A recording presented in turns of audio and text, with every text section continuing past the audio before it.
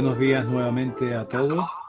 Este será el cuarto y penúltimo taller sobre recursos didácticos para la enseñanza de las matemáticas que se celebra con motivo del 50 aniversario de la creación de los estudios de matemáticas de la Universidad de La Laguna. Y quiero presentarles al ponente de hoy, el profesor titular de universidad de la Universidad Autónoma de Barcelona, Jordi Deulofeu Piquet. Primeramente, quiero agradecerle a Jordi la reaceptación de este reto de presentar el taller online, en línea, algo que no es habitual en nuestra labor docente y que requerirá y ha requerido el desarrollo pues, de unas habilidades y reelaboración de tareas distintas. Así que, Jordi, muchas gracias por, después de volver a organizar el taller, seguir aceptando colaborar con nosotros en este año que ha sido tan especial por esos dos motivos. Primero, el 50 aniversario de la creación de los estudios y segundo, pues por estas circunstancias añadidas que nos han venido. El profesor Jordi Deulofeu lleva más de 40 años involucrado en la educación matemática y tiene un amplio historial, no solo docente, sino de investigación, también no solo en nuestro país, en Cataluña, en España, sino también a nivel internacional, en el ámbito latinoamericano principalmente. Ha publicado principalmente varios libros dedicados a la resolución de problemas y también ha dirigido pues en torno a una decena, no sé si son más, Jordi, o menos, de tesis doctorales relevantes dentro del ámbito de la educación matemática. Ha formado parte de la Sociedad Española de Investigación en Educación Matemática y actualmente es el director del Máster Interuniversitario de Formación de Profesorado de la Comunidad Autónoma de Cataluña. No solo eso, sino también participa en un máster de investigación. No sé si eres el director también del máster de investigación. Ahora no, pero sí. Ha sido director y ha arrancado y ha sido organizador de todos estos eventos. Desde aquí también quiero agradecerle a Jordi que se ha comprometido a hacer una visita presencial cuando se pueda a nuestra universidad, que ya haremos cumplida cuenta de la información para quien esté interesado pueda asistir a algún seminario que nos imparta dentro del departamento.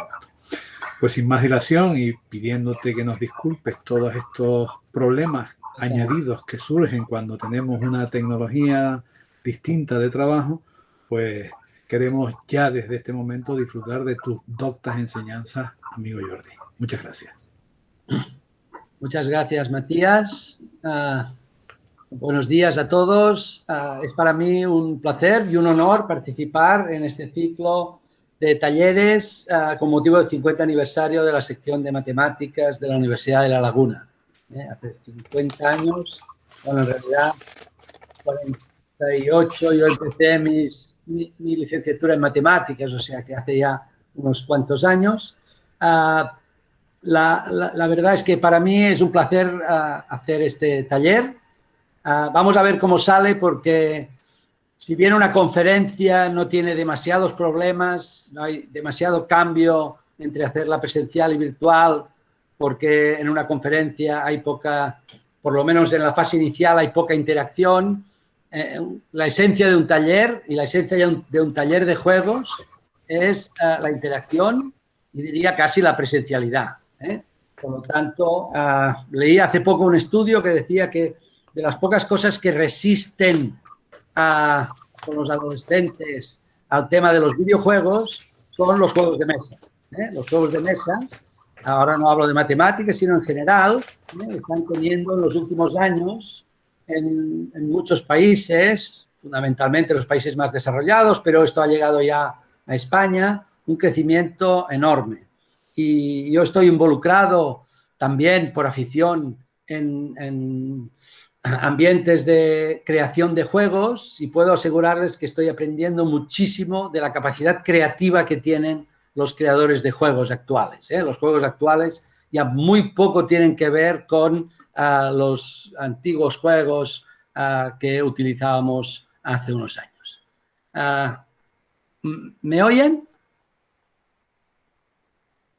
¿Me oyen o se ha cortado? Sí, perfectamente. Se oye. Perdona. Vale, Se oye, perfecto. se oye. Muy bien. Bueno, vamos a hablar un poco del taller, que es lo que pretendo mostrarles. Pretendo mostrarles esencialmente que el contexto de juego de mesa, es un excelente contexto para hacer matemáticas. Desde muchos puntos de vista. El primer punto de vista es desde el punto de vista matemático. Por esto he titulado de la matemática de los juegos al juego de la matemática. Pero después también desde el punto de vista didáctico, desde el punto de vista de la motivación de los alumnos, evidentemente, desde el punto de vista de la experimentación, el juego es experimentar, y después, y aquí está fundamentalmente nuestra tarea como profesores, después de hacer las propuestas de juego pertinentes, ser capaces de dirigir las reflexiones, las argumentaciones y el trabajo competencial que hay alrededor del juego, si convertimos la actividad no en el juego, sino en una reflexión sobre el juego, en algunos casos una reflexión que nos va a permitir incluso llegar a resolver el juego, si es un juego de estrategia, de información completa y sin intervención del azar pequeño, y en otros casos, si interviene el azar, en utilizar las ideas que aparecen en el juego para tratar las cuestiones relativas a la probabilidad. Yo hoy me centraré más en juegos de estrategia que en juegos de azar, pero, repito, tanto un aspecto como otro son especialmente interesantes. Me gusta empezar mis talleres y mis charlas sobre juegos recordando al que fue mi profesor en este campo. Yo no lo tuve directamente nunca como profesor, Miguel de Guzmán. Seguramente muchos de ustedes los conocen sus libros sobre resolución de problemas, sus libros de divulgación, también sus libros de matemáticas. Y hay un célebre artículo, creo que del 88, creo recordar, que fue a propósito de unas jornadas que se realizaron en Tenerife, precisamente, donde Miguel escribió un magnífico artículo sobre la importancia de los juegos en la resolución matemática. Y esta cita dice: ¿dónde acaba el juego y dónde empieza la matemática seria? Para muchos, la matemática mortalmente aburrida no tiene nada que ver con el juego.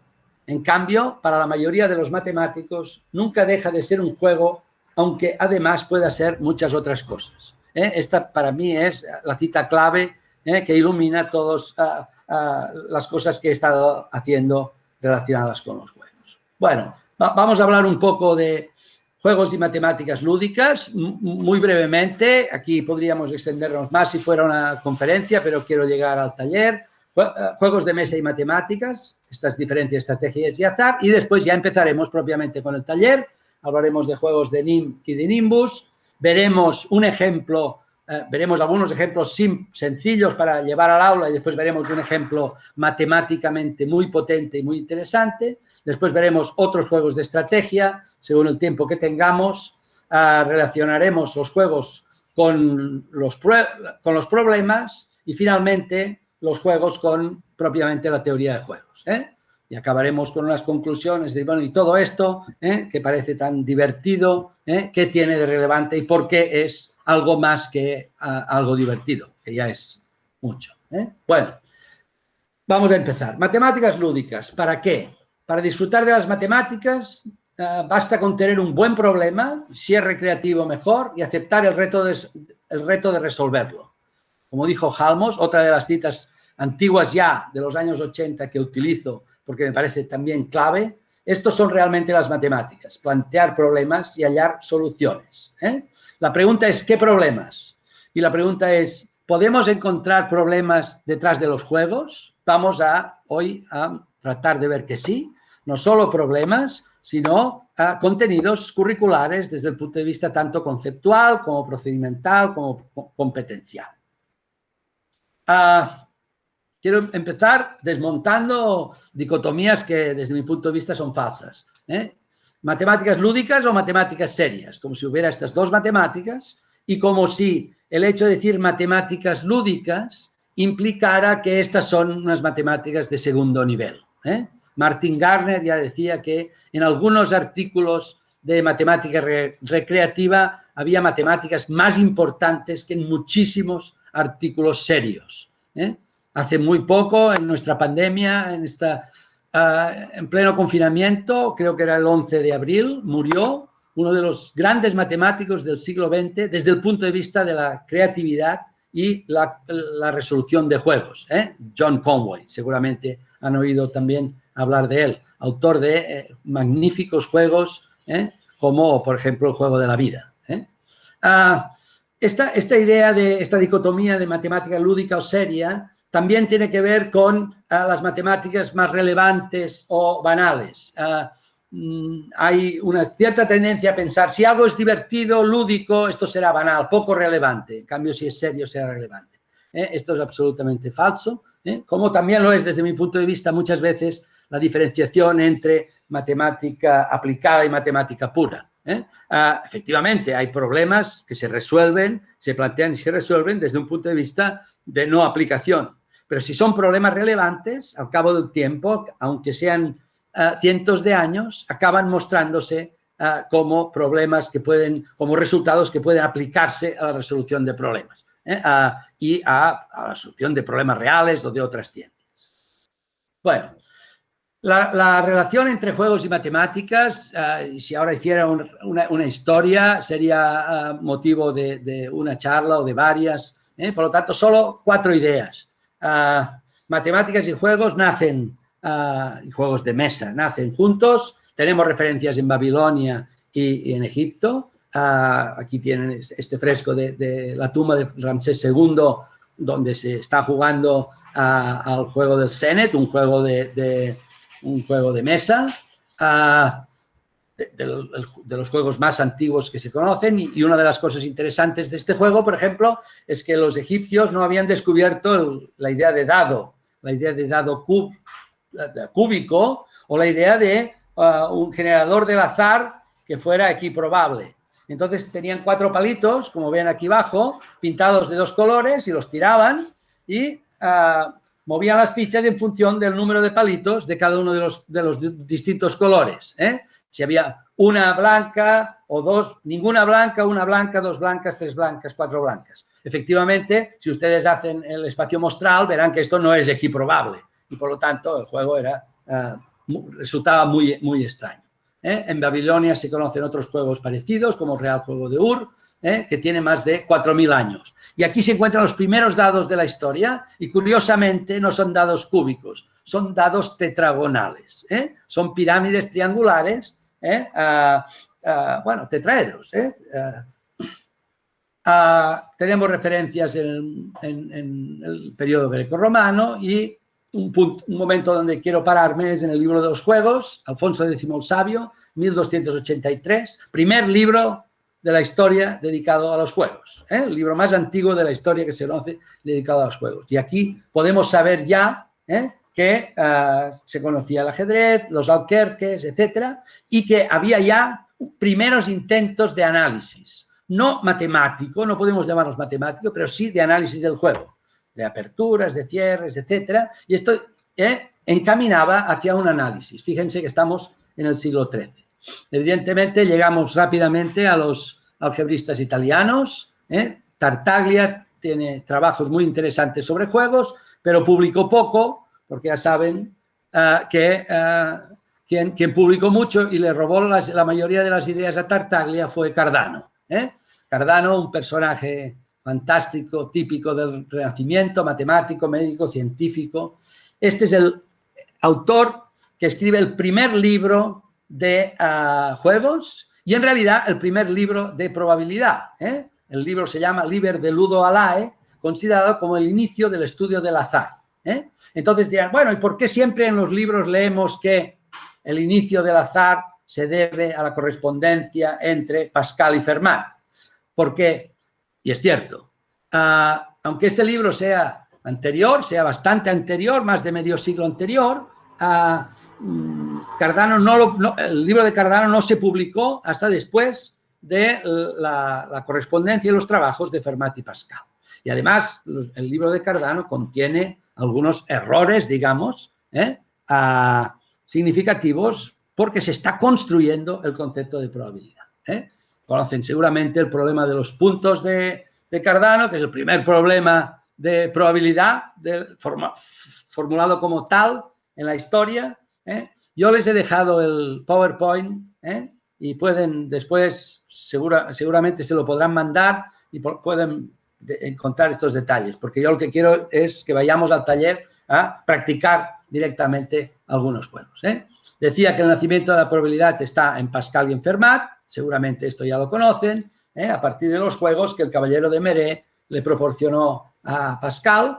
¿Y por qué sacar al menos un 6 en 4 lanzamientos era un juego ventajoso, probabilidad mayor que 0,5, y en cambio sacar al menos un doble 6 lanzando el dado 24 veces era desfavorable, ¿no? Aquí se construyen ya las reglas de la probabilidad que casi un siglo después Laplace formulará. Bueno, aquí tengo los distintos problemas, pero el momento en que, digamos, juegos, matemática seria y matemática recreativa se separan de alguna manera es ya en el siglo XVII, donde Bachet de Mézirac, en este libro, publica lo que podríamos llamar el primer libro de recreaciones matemáticas. Este señor es muy importante, Bachet de Mézirac, era un gran conocedor de las lenguas clásicas y es el que tradujo la aritmética de Diofanto.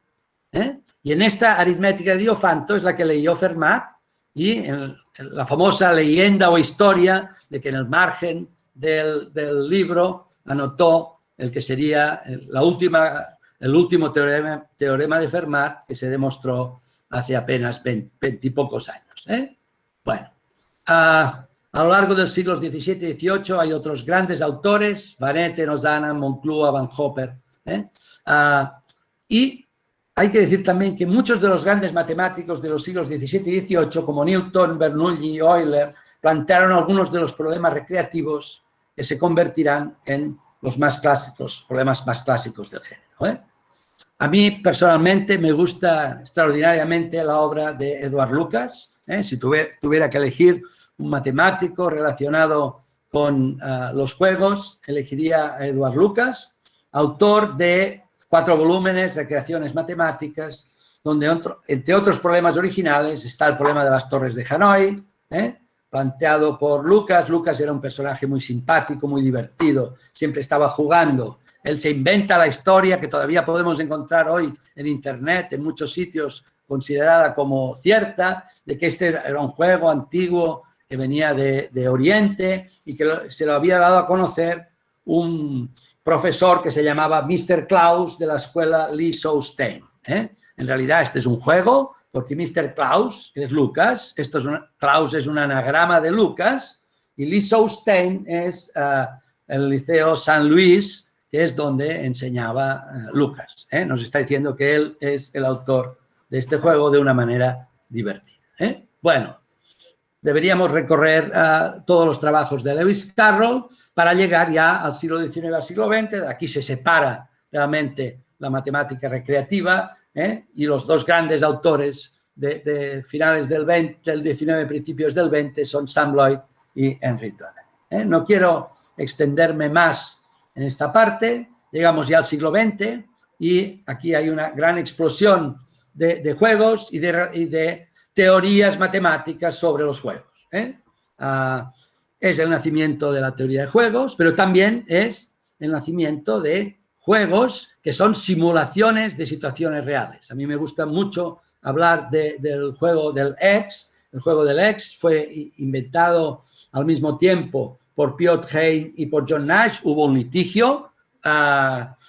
Saben que John Nash tenía unos problemas de tipo mental que le llevaba a tener litigios reiteradamente. Se demostró finalmente que Piotr Hein fue el creador de este juego. ¿Y este juego por qué es importante? Bueno, este juego es un precursor de lo que es hoy Internet. Parece un poco exagerado decir que un juego de mesa aparentemente simple puede llegar a ser un precursor. ¿Por qué? Porque es un juego de conexión y lo que intenta, el objetivo del juego es conectar unos lados con otros del tablero, tratando de salvar las barreras que le pone el otro. Y estas son las ideas que inicialmente están en la base de lo que es Internet. Bueno, hay muchos nuevos juegos en nuestros días, pero creo que ya es momento de que vayamos a plantear algunos juegos. Decía al principio que mi idea es plantear este taller como un contexto para la actividad matemática. Esto nos lo dijo hace muchos años ya Alan Bishop en su libro Enculturación Matemática, en el que considera que en toda civilización hay un conjunto de actividades que tienen relación con las matemáticas. Y entre estas actividades, las 4 primeras son bastante evidentes porque llevan a los aspectos del contar, del contaje, de la medición, del diseño y de la localización, aritmética y geometría, pero los 2 últimos, jugar y comunicarse, son 2 actividades que tienen mucha relación con las matemáticas. Bueno, ¿por qué utilizar juegos en clase? Bueno, está muy claro, me parece. Experimentar, descubrir, tomar decisiones, interactuar con los demás, poner en juego las emociones, son acciones presentes en la práctica de cualquier juego de mesa. Y todas estas acciones están en la base del aprendizaje. Hay aprendizaje cuando experimentamos, cuando descubrimos, cuando tomamos decisiones, cuando interactuamos. El juego se convierte por ello en un entorno adecuado para aprender a tomar decisiones, a valorar su pertinencia y asumir las consecuencias de estas decisiones. La toma de decisiones es el trabajo fundamental con los juegos. Y las matemáticas han entrado a la toma de decisiones, a intervenir y a crear modelos para la toma de decisiones en economía, a través de la teoría de números, gracias a las matemáticas que sirven para analizar los juegos. Bueno, ¿qué aporta la práctica de un juego? Todas estas cosas y muchas más, y estas cosas las van a identificar, si yo no hablara de juego, las van a identificar como esenciales para el aprendizaje.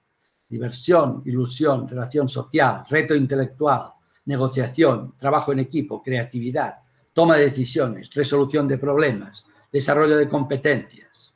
Todo esto son acciones fundamentales para el aprendizaje de las matemáticas.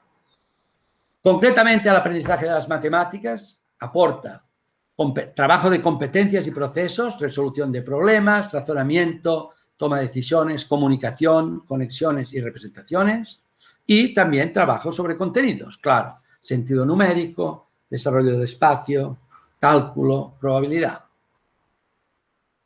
Las recreaciones y los juegos pueden servir también para trabajar las autorrestricciones, la intuición, las falsas intuiciones, el uso de distintas representaciones, algunas heurísticas, particularización, generalización y muchas otras de resolución de problemas, empezar por el final, utilizar la simetría, trabajar la creatividad y muchas cuestiones laterales a veces del currículum como cuestiones de lógica, de paridad, principio de Dirichlet, etc. Bueno, vamos a empezar propiamente la parte de taller. Acabo esta introducción que he procurado que fuera rápida y vamos a empezar la parte de taller. Bueno, ahora es cuando me irá bien tener la interacción de alguno de ustedes, quien quiera. Voy a plantear algunos pequeños juegos y se trata de que intenten practicarlos, jugarlos o por lo menos pensarlos, porque después hablaré de haré la reflexión matemática y les daré las soluciones, algo que si fuera el taller en presencial alargaría más hasta el final, pero ahora aquí tenemos que ir más secuencialmente, porque es más difícil la interacción.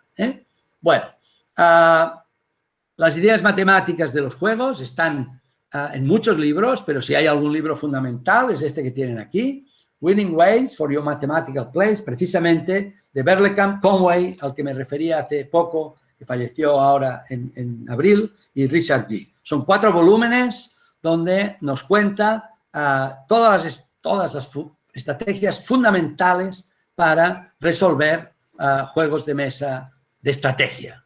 Se refiere a juegos sin intervención del azar. Seguramente están pensando, ¿qué juegos hay sin intervención del azar? Hay grandes juegos como el ajedrez, el Go o los mancalas en todo el mundo, y después hay pequeños juegos que son los más adecuados para el aula de matemáticas, No porque el juego del ajedrez no sea muy importante y muy interesante, sino por una cuestión de tiempo, ¿eh? Yo siempre he dicho que el ajedrez está muy bien, pero que en clase de matemáticas no tenemos tiempo para jugar al ajedrez. Aunque estaría muy bien si lo tuviéramos, ¿eh? Pero tenemos que cumplir un currículum, ¿eh? Y aunque el ajedrez nos proporciona elementos de procesos y de competencias muy interesantes, hay otros juegos, desde mi punto de vista, mucho más pequeños, ¿eh? Que nos pueden proporcionar el mismo tipo de trabajo y que pueden ser mucho más rápidos, dinámicos, inserirse dentro de las clases habituales. Este es el tipo de juegos que voy a proponer. Y voy a empezar por unos juegos que es muy posible que ustedes conozcan. Y si la mayoría lo conocen, me lo dicen y paso al siguiente, porque no los acabaremos. Pero me va muy bien, aunque sea un juego muy simple, para mostrar la idea de lo que es el análisis matemático de un juego de estrategia. Cómo, utilizando las matemáticas, descubrimos lo que es una estrategia ganadora. Es decir, una manera de ganar siempre, ¿eh? Y voy a empezar por los juegos tipo NIM, ¿eh? Porque son los más sencillos. Bueno, esta versión es la más sencilla. Son muy adecuados para el aula y tienen una relevancia histórica fundamental. El primer ordenador fabricado para jugar fue para jugar a este juego, ¿eh? Hablo de los años 50, ¿eh? Bueno, el juego dice, es un juego para 2 jugadores, tenemos 14 fichas sobre la mesa y cada jugador a su turno retira, cuando le toca jugar, 1 o 2 fichas, las que quiera. El jugador que logra retirar la última ficha es el ganador de la partida. Empiezo por este juego, el taller, porque este es un juego que lo bueno es practicarlo con fichas, pero si ustedes no tienen fichas y solo tienen un papel y un lápiz, pueden hacerlo perfectamente. Basta con que en el papel dibujen 14 palitos, que son las 14 fichas, y vayan quitando, ¿eh? El problema que tenemos ahora es que no están en parejas, ¿eh? Esto sería lo ideal, que estuvieran por lo menos 2 y pudieran jugar, ¿eh? Pero podemos hacer una simulación. ¿Qué es lo que queremos lograr? ¿Cómo hay que jugar? O sea, la pregunta es ¿cómo hay que jugar para ganar siempre? Es decir, el problema de matemáticas es ¿existe una estrategia ganadora de este juego? ¿Por qué? ¿Sí? ¿Cuál es? ¿Por qué? ¿Eh? Este es el problema. Este es como nosotros convertimos el juego en un problema, en una actividad matemática. ¿Y el juego qué es? El juego es el inicio, la motivación y sobre todo la experimentación, ¿eh? Porque no tiene sentido resolver el juego si uno antes no ha pensado en él. Como no tiene sentido resolver un problema si uno antes no ha pensado en el problema y ha tratado de resolverlo, ¿eh? No tiene ningún sentido que el profesor nos diga cuál es la solución, ¿de acuerdo? Bueno, pero esta es la primera idea. 14 fichas, quién gana y cómo tiene que jugar. A partir del momento que tengamos resuelto empiezan las generalizaciones. ¿Qué es lo que buscan las matemáticas? Resolver matemáticamente este juego tiene un interés muy relativo. Pero si en lugar de resolver este juego, yo digo, en lugar de 14 fichas, otro número de fichas. Primera generalización. Para cualquier número de fichas, si yo puedo quitar 1 o 2, ¿cómo hay que hacerlo para ganar? Primera generalización. Cuando tengamos esta, segunda generalización. ¿Por qué quitar 1 o 2 y no quitar 1, 2, 3, 4 hasta n? ¿Eh? Y al final tendremos un juego que ya no es un juego, es un juego absolutamente abstracto que dice, yo tengo n fichas y puedo sacar en cada jugada de 1 a n, con n obviamente menor que m. ¿Cómo tengo que hacerlo para ganar? ¿Sí? Bueno, ¿conocen este juego? Apúntenme en el chat si conocen este juego y si lo han tenido tiempo de pensarlo un poquito, piénsenlo un poquito, dejo un par de minutos. Alicia no lo conocía, fantástico. Me encanta. Me encanta que no lo conocieras porque, bueno, veo que en general no conoce este juego. Entonces me voy a parar porque prefiero hacer poco, ¿eh? Bien, bien. Pero entonces me voy a parar un poco porque Pensaba, si este ya lo conocen, me voy a otro menos conocido. Pero está bien. Vamos a pensar un poco. Vamos a pensar un poco, entre todos, ¿eh? ¿Hay alguna idea inicial? ¿Tienen alguna idea? Ustedes ahora están en una situación extraña, porque lo habitual sería que se pusieran a jugar. Pero como no tienen una pareja, las fichas y tal, están pensando en el juego, ¿eh? Lo cual es un poco distorsionador, pero interesante, claro. Sí. Entonces, ¿tienen alguna idea de por dónde podría ir la resolución del juego? El juego tiene solución, esto ya se lo avanzo. Hay un teorema que dice que cualquier juego finito de información completa, de 2 jugadores, donde no se puede hacer tablas, siempre tiene que ganar alguien, como es este caso, tiene estrategia ganadora para uno de los 2 jugadores. Hay que determinar si es mejor ser el primero o ser el segundo. Y Matías hace una pregunta y dice, ¿el primero que juega tiene ventaja? Bueno, esto es lo que hay que determinar. Para cada uno de estos juegos hay que determinar si es mejor ser primero o ser segundo, ¿eh?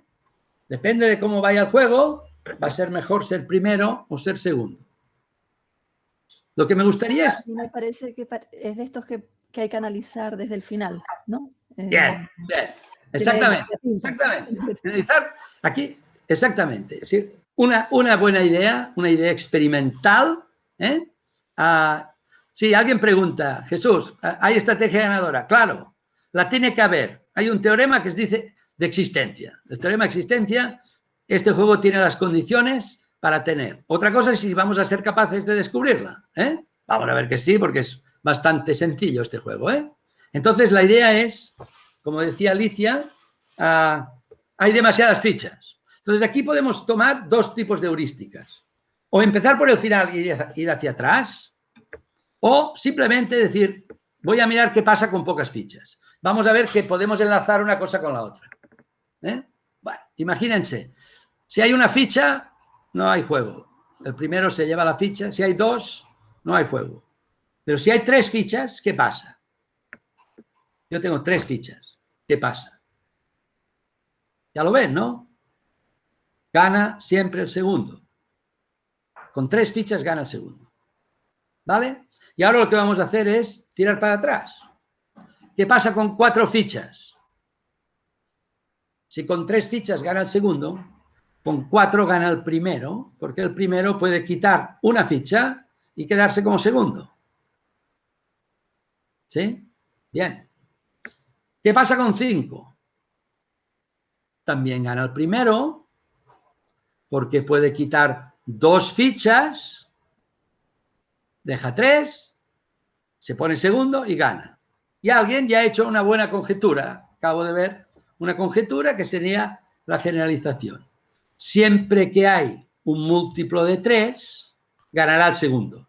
Siempre que el número de fichas sea un múltiplo de 3, ganará el segundo. Y cuando no sea múltiplo de 3, entonces ganará el primero. ¿Y cuál será su primera jugada? Dejar un múltiplo de 3. Dicho de otra manera, quitar tantas fichas como el resto de dividir el número de fichas por 3. ¿Sí? ¿Me siguen? Por lo tanto, prácticamente ya lo tenemos.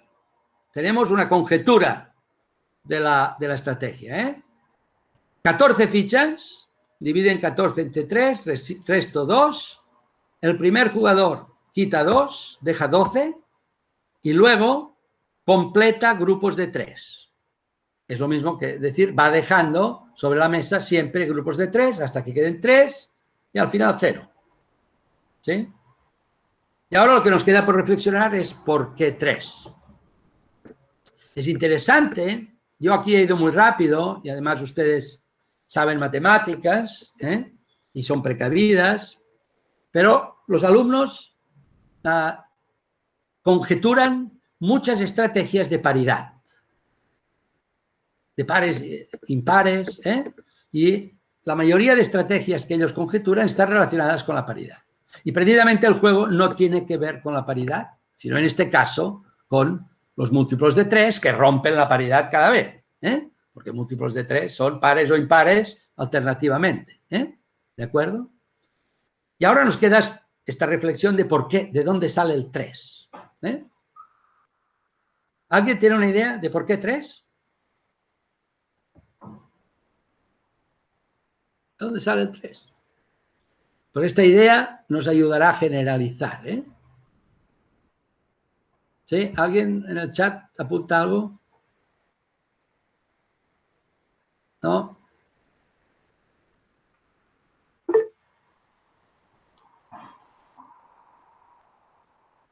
Matías, ¿qué dices? Espera, déjame ver que lo vea. La suma de los números menores que... Ah, bien. Es la suma de fichas que puedo llegar a sacar. Bien. Una o dos fichas sumadas, 3. Una de 2 fichas sumadas, 3. Que son las que puedo quitar en este juego. Es una buena conjetura, pero cuando generalicemos la desmontaremos. Vale, perfecto. Claro, pero está bien. De eso se trata, ¿no? Claro, de eso se trata. Es más sencillo, más sencillo. Estamos en un juego de 2 jugadores. Lo importante es lograr el control del juego. Y una manera de lograr el control del juego es decir, yo puedo controlar la combinación de una jugada de mi oponente con una de mía. Y lo que uno puede controlar es que entre una jugada del otro jugador y una mía sumen 3. Si yo soy el segundo. Si yo soy el segundo, siempre puedo controlar que entre una jugada de mi oponente y la mía sumen 3. Si el otro juega 1, yo 2. Si el otro juega 2, yo 1. Y solo puedo controlar esta. Por lo tanto, esto me da una idea de que este parece ser un juego para el segundo jugador. Pero quitando primero las 2 primeras, ¿entiendes? Exactamente. Es un juego para el segundo jugador, siempre que haya sobre la mesa un múltiplo de 3, grupos de 3. Yo formo sobre la mesa grupos de 3 y ahora puedo asegurar que haga lo que haga el otro, yo puedo eliminar un grupo. Si el otro me saca 1, yo 2 y elimino un grupo. Y así voy bajando grupos de 3. Si el número no es múltiplo de 3, basta que yo en la primera jugada elimine el resto de la división por 3, es decir, múltiplo de 3 más 1 o múltiplo de 3 más 2, quitaré 1 o quitaré 2, dejaré múltiplo de 3 y me colocaré como si fuera el segundo jugador. Esta es la estrategia. ¿Sí? ¿La siguen? Bueno, aquí está comentada, Hay que observar qué pasa al final, dejo 3 y gano. Con esta idea proceder hacia atrás. Curiosamente, el punto difícil del juego no está en esta observación final, que los alumnos la hacen con bastante facilidad, sino la capacidad de ir hacia atrás. Esta es una estrategia de resolución de problemas muy importante, muy fundamental en algunos problemas de álgebra, que es difícil, muy difícil. Estamos acostumbrados a ir hacia adelante y nos cuesta mucho, desde el final, proceder hacia atrás. El juego, este y muchos otros, ayudan a trabajar esta heurística. La generalización, la primera, para cualquier número de fichas, ya lo tenemos. Y además, ahora el interés es ya no hablar de monedas ni de fichas, sino decir, tengo 2020 fichas, tantas como el año. Y juego al juego. ¿Quién ganará y qué hay que hacer en la primera jugada? Esto nos llevará a descubrir si un número es múltiplo de 3 o no, y decidir, ¿hay que dividir por 3 o podemos hacerlo de otra manera? Criterio de división por 3, etcétera. Por lo tanto, es una actividad, desde el punto de vista conceptual, claramente relacionada con los múltiplos. En este caso de 3. Pero si vamos a la segunda generalización, si en lugar de 1 o 2 yo puedo sacar 1, 2 o 3, o 1, 2, 3 o 4, aquí tienen un montón de juegos para ir analizando, para poder llegar a la generalización. observen ahora que si yo puedo sacar 1, 2 o 3, los grupos que tengo que controlar son de 4. Y aquí está la idea esta que decía Matías, de no es la suma, porque la suma sería mayor, sino simplemente uno más del mayor número de fichas que uno puede sacar. Si uno puede sacar 1, 2 y 3, pues hace grupos de 4, divide por 4, mira el resto, saca el residuo y ya está. Y observen, si el residuo es 0, perdón, yo digo residuo que lo decimos en catalán, si el resto es 0, gana el segundo. Si el resto gana el segundo simplemente completando grupos de lo que sea. Si el resto es distinto de 0, gana el primero, quitando el resto en su primera jugada. ¿Sí? Bueno, este es uno de los juegos simples, pero interesantes, que se conoce dentro de la familia del NIM. Vamos a seguir. Bueno, el juego que se conoce como NIM, el caso general, muchas pilas de fichas, es, en lugar de una sola pila de fichas, muchas pilas de fichas, las que quieran, y una cantidad distinta, bueno, una cantidad cualquiera en cada una de las pilas. Y ahora, en lugar de quitar una o una, dos y tres, se pueden quitar todas las que quieran, todas las fichas que quieran, pero solo en cada jugada de una de las pilas. De todas las versiones del caso general del NIM, la que se ha hecho famosa, que es más conocida, es esta que tienen aquí. Observen el juego. 9 casillas, 9 fichas, 2 jugadores, quitamos una o dos, pero si queremos quitar 2, tienen que estar juntas. La pregunta es, ¿cómo vamos a jugar ahora? Fíjense que ahora la cantidad no importa. Yo puedo tener al final 2 fichas y ganaré si están juntas o perderé si están separadas. ¿Está claro, no? Si están juntas, quitaré las 2 y ganaré. Si están separadas, solo podré quitar una, el oponente quitará la otra y ganará.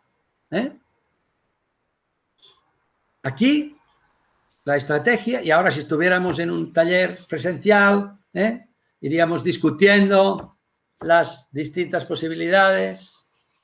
¿Alguien tiene alguna idea de lo que podemos hacer?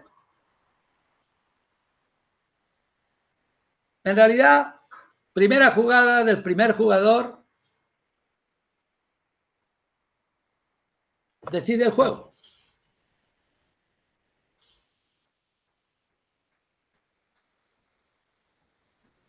¿Alguna idea?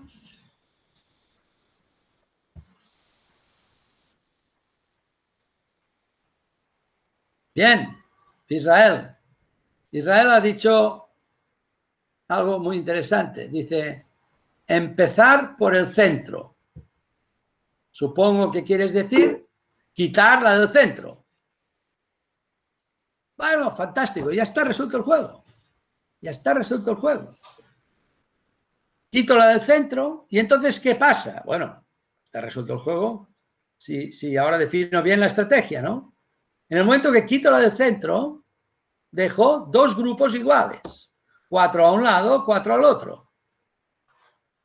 Ahora jugará el segundo jugador y hará lo que quiera, quitará lo que quiera, pero no podrá quitar fichas de las 2 pilas, de los 2 lados, porque están separados. Por lo tanto, intervendrá solo en un lado. ¿Y qué haré yo como primer jugador? Repetir la misma jugada, o dicho de otra manera, aplicar una simetría respecto al centro. Hago la misma jugada que él ha hecho en la derecha, en la izquierda, o al revés. Cuando él acabe uno de los lados, yo acabaré el otro. Y se habrán acabado las fichas. Por lo tanto, habré ganado. Fíjense qué estrategia mucho más global, porque esta es generalizable directamente. Si el número de fichas es impar, la estrategia siempre es la misma, quitarla de en medio. Y si el número de fichas es par, basta con quitar las dos de en medio. No hay la de en medio, sino las dos de en medio. Es decir, la simetría no está respecto a la casilla central, sino respecto a la división entre los dos lados si el número de fichas es par, ¿no?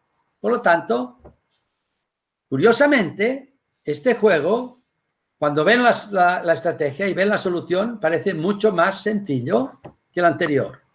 No lo es. Es bastante más difícil. Lo digo simplemente por experiencia trabajándolo tanto con alumnos de secundaria como incluso con estudiantes del máster de secundaria, como con estudiantes de profesor. ¿Por qué? Porque la simetría como estrategia, la simetría la trabajamos en geometría, pero la simetría como estrategia se utiliza muy poco en resolución de problemas. Y es una estrategia muy potente. En realidad es simetría, tiene que ver con paridad también. Hay una serie de elementos que ayudan mucho y que sirven mucho para resolver este tipo de juegos. Déjenme controlar el tiempo un momento, que no tengo ni idea de cuánto tiempo llevamos. Bien, llevamos una horita, vamos muy bien. Puedes volver un poco atrás. El único problema es que yo soy un poco caótico con los PowerPoints, porque no me gustan. Y esto de seguir el orden del PowerPoint, le tengo alergia. Nunca sigo el orden del PowerPoint. Siempre voy pensando ahora que toca. Bien. Sí, vamos a dejar esta. El juego, vuelvo al juego del NIM, caso general. Tengo 4 pilas y he puesto 1, 3, 5, 7. Podría haber puesto A, B, C, D, 4 cantidades. Y podría tener en lugar de 4 pilas, 50 pilas. Y la pregunta es, ¿existe una estrategia general para resolver cualquier juego de NIM?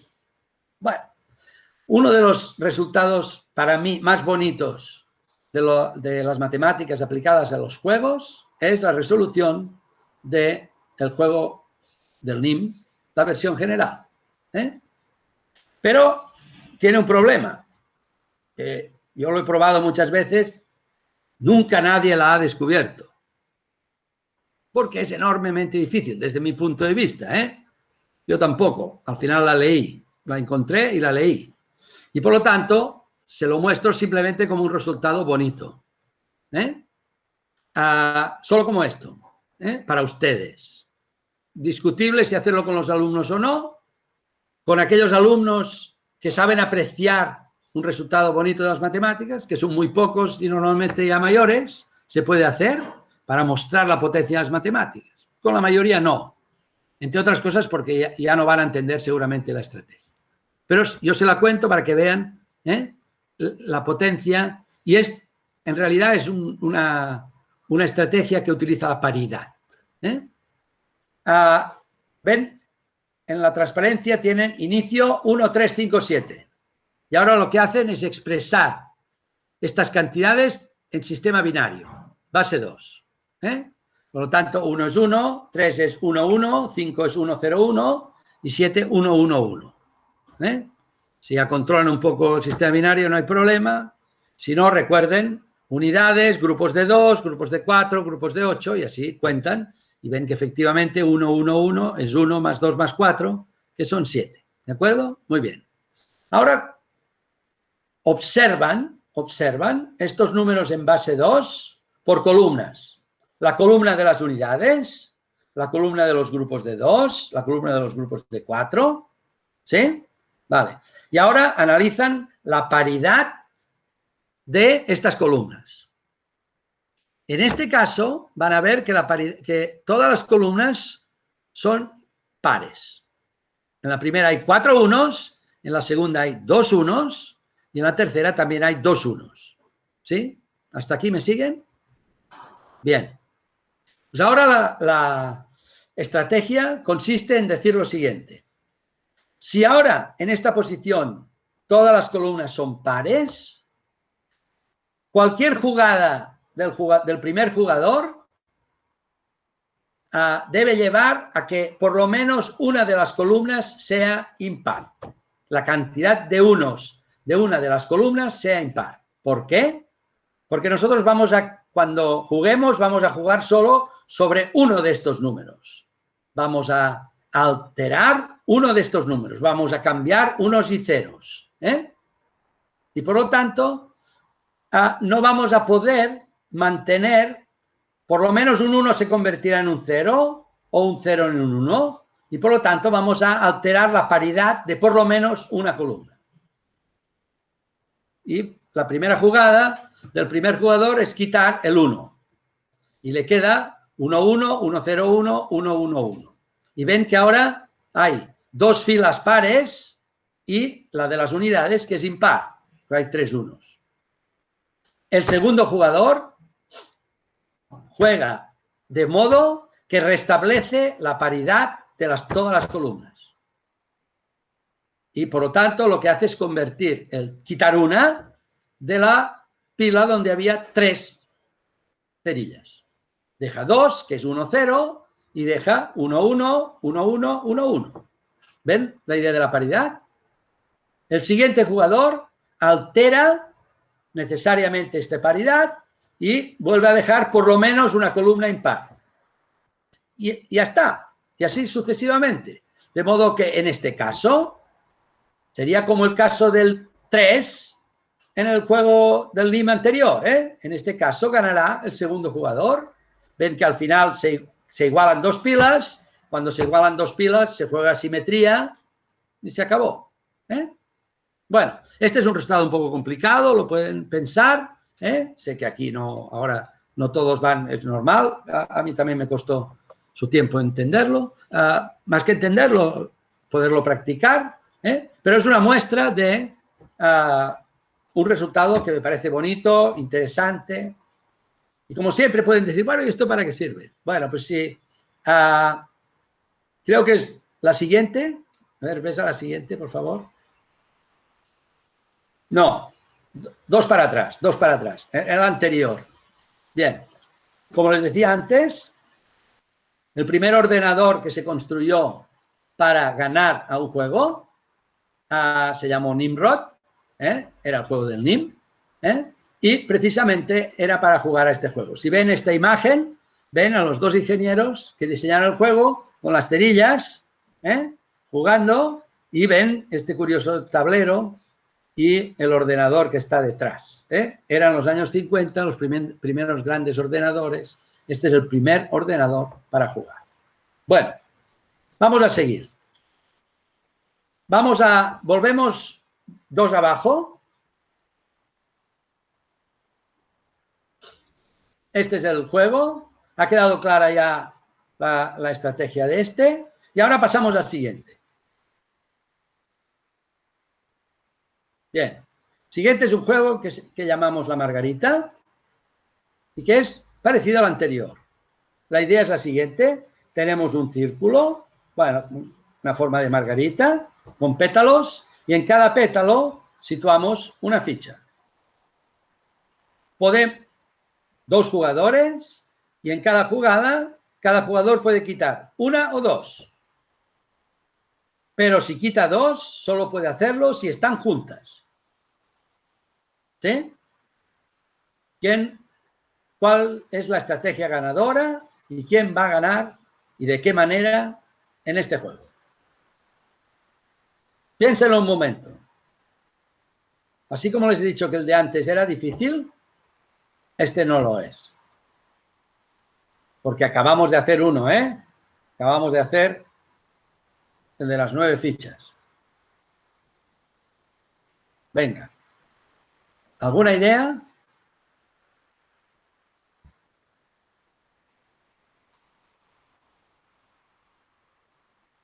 Se pueden quitar una o dos. Pero si se quita una, la que se quiera. Si se quitan dos, tienen que estar juntas.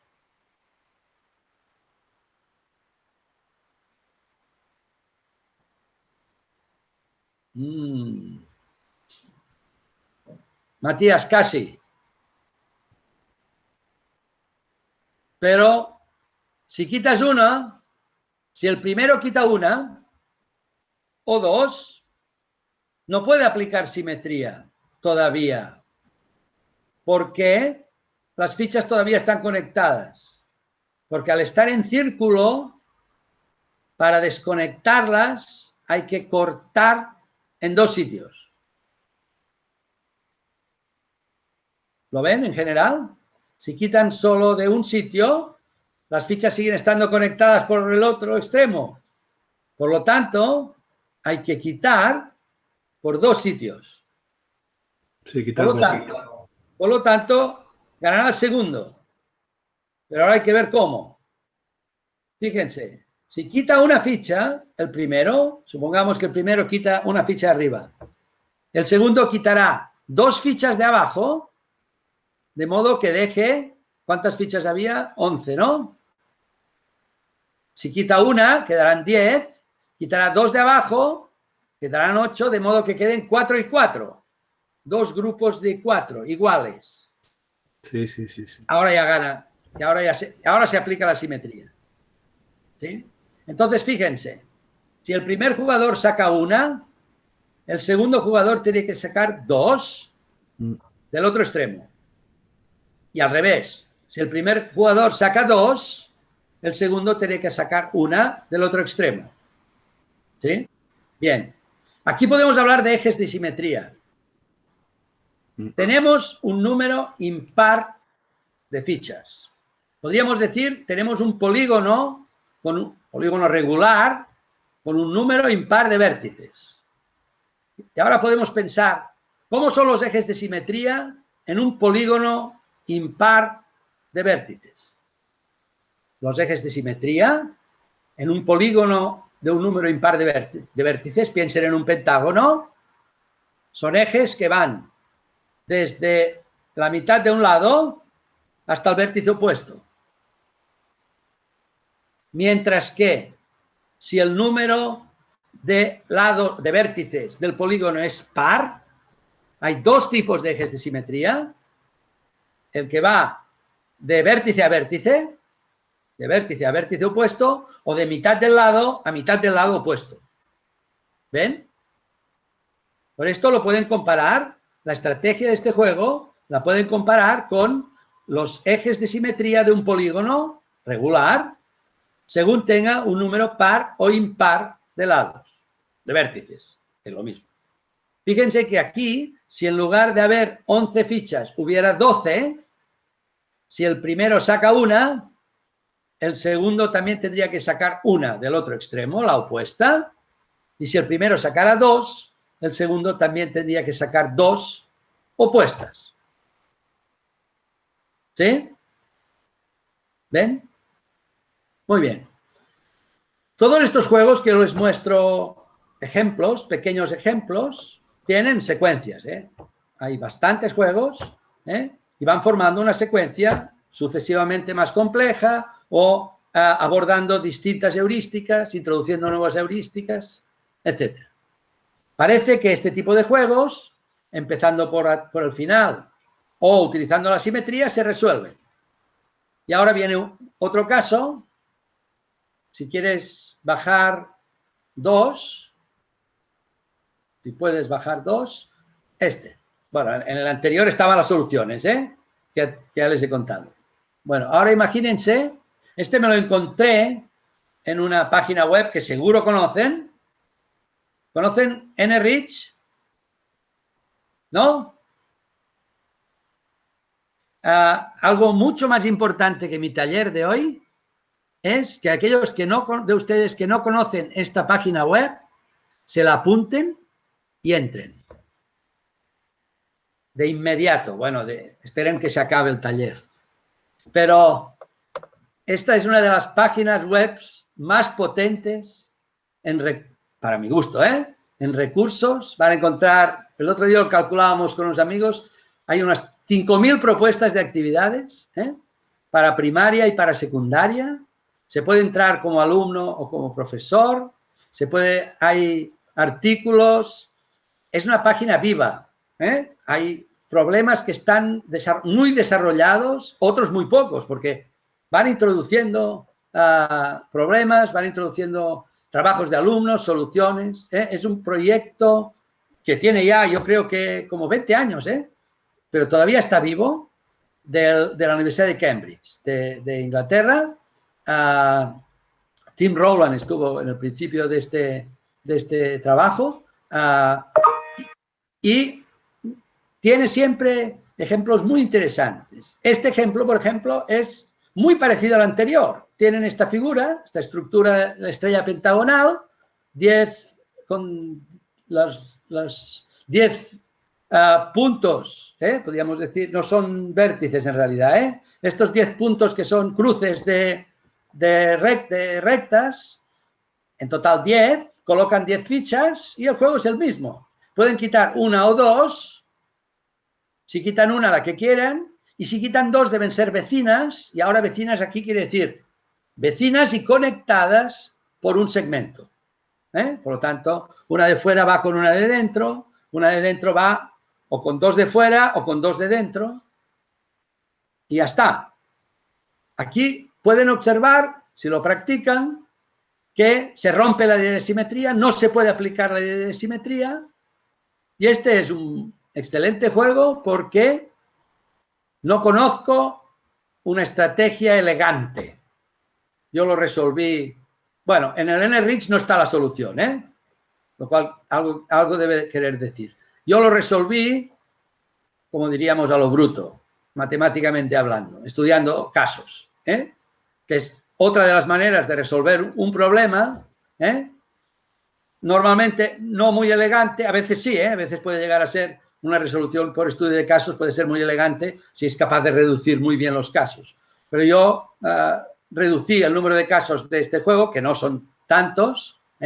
Observen, por ejemplo, que hay cuatro maneras de empezar.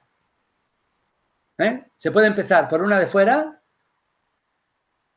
una de las 5 de fuera, una de las 5 de dentro, una de fuera y una de dentro, o dos de dentro. ¿Sí? ¿Lo ven?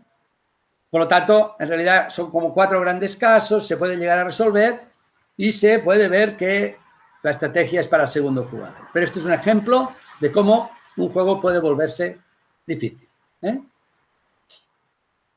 Bien, vamos a seguir.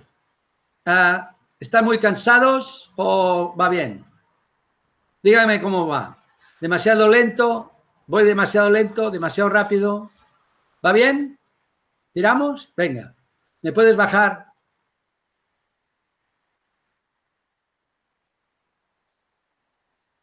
Este nos lo saltamos. Tira un poquito más. Este. Bien, este.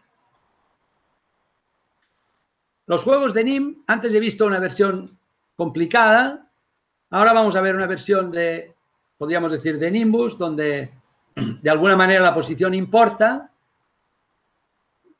que es de una cierta complejidad también, pero que es matemáticamente muy bonito. Antes he dicho que el NIM tenía una estrategia muy bonita, este quizá es mejor. Este es de Martin Gardner. Bueno, quien lo explica es Martin Gardner en uno de sus libros, Mosaicos de Penrose y Escotillas cifradas, de 1990, y tiene una historia muy bonita, porque son dos juegos creados en dos momentos distintos, que son en realidad el mismo juego, pero diseñado de maneras totalmente distintas. Les cuento este y después vemos el otro. Sobre un tablero de ajedrez o sobre un eje de coordenadas, el primer cuadrante de un eje de coordenadas,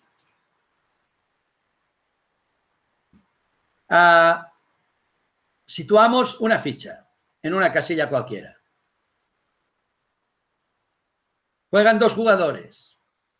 El objetivo del juego es llevar esta única ficha a la casilla inferior izquierda, la que podríamos decir junto al 0,0. ¿Sí? Los movimientos permitidos son hacia la izquierda, hacia abajo, o sea, horizontal, tantas casillas como se quiera, vertical, tantas casillas como se quiera, o en diagonal, bajando tantas casillas como se quiera. ¿De acuerdo? Por lo tanto, colocar la ficha en la primera columna es absurdo, no hay juego. El primer jugador baja y gana. Colocar la ficha en la primera fila, también una jugada. Y colocar la ficha en la diagonal principal, también tampoco tiene interés, ¿no? Una jugada y se acabó. La pregunta es, si yo coloco la ficha en un sitio cualquiera, ¿quién gana? Primero o segundo. ¿Y cómo tengo que hacerlo para ganar? ¿Sí? Bueno. Este juego es interesante porque es posible y relativamente fácil, si tuvieran un poco de tiempo lo verían, encontrar una estrategia recursiva. Pero es bastante difícil encontrar una estrategia general. Yo les digo, supongamos que estamos en unos ejes coordenados, yo les digo, estoy en la casilla 1748, ¿qué hay que hacer para ganar? Bastante complicado. Pero otra vez, si estudiamos los primeros casos, vamos a verlo. Aquí tienen ejemplo. No sé si ven los dibujitos, estos 3 dibujos que hay abajo, de las posiciones en las que gana el segundo, que son muy pocas. Dentro de la estrategia, si estás en una situación donde gana el primero, es colocar la ficha en una posición donde gana el segundo y tú entonces serás segundo y podrás ganar la partida. ¿Sí? Bien. Lo bonito de este juego es que este juego fue creado, no recuerdo cuándo, pero debe tener igual 30 años o poco menos, de los 70 o no me acuerdo, pero bueno, de los 60 o los 70. Lo interesante es que existía otro juego anterior que decía lo siguiente. Tengo 2 pilas de fichas. Ahora les planteo otro juego. 2 pilas de fichas. Tantas fichas como quieran en cada pila. Y las jugadas son, puedo sacar todas las que quiera, mínimo una, todas las que quiera de una de las 2 pilas. Hasta aquí sería un NIM. Pero también puedo jugar quitando la misma cantidad de las 2 pilas. Por lo tanto, puedo hacer 3 cosas. Quitar de una pila, quitar de la otra o quitar de las 2. Pero cuando quito de las 2, misma cantidad. ¿Sí?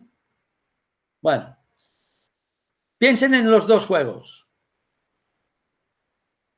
Comparen estos 2 juegos. Antes decíamos sobre el tablero, podíamos ir a la izquierda, podíamos ir a la derecha, abajo, o podíamos ir sobre la diagonal. Imagínense que este plano que tienen, ponen coordenadas. Y tienen la ficha en la casilla, coordenadas a las casillas. Mejor ponerlo a las casillas, que no a los puntos. Y tienen la casilla, están en la casilla 7, 10. Lo que ustedes pueden hacer es, si 7 es el horizontal, pueden mover en horizontal, bajando este 7 hasta 0. ¿Sí? O pueden bajar el 10 hasta 0, o pueden, si se mueven por la diagonal, están quitando uno de cada vez, ¿no? Por lo tanto, estos 2 juegos son el mismo.